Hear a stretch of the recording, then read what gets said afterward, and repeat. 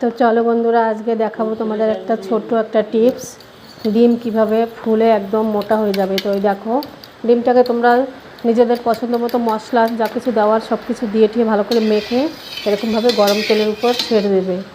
দেওয়ার পরে তারপরে দেখো ছেড়ে দিয়েছি আমি।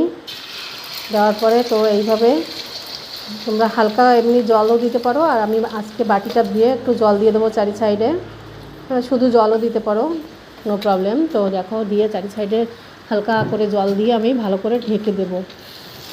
এইভাবে ঢেকে নেব, একদম সুন্দর করে ঢেকে নিয়ে তারপরে ঢেকে ঢেকে ভাজবো এপাশ ওপাশ করে।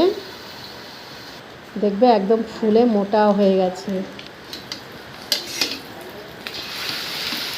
এই দেখো আমার ডিম ভাজা রেডি, ফুলে মোটা ও সফট একদম সুন্দর হয়ে গেছে, নরম। এইভাবে একবার ডিম ভেজে খেয়ে দেখো বন্ধুরা, অনেকই টেস্টি লাগে আর সুন্দর লাগে খেতে, খুবই টেস্টি। তো কেমন লাগলো আমার ভিডিওটা অবশ্যই কমেন্ট করে জানিও। টাটা।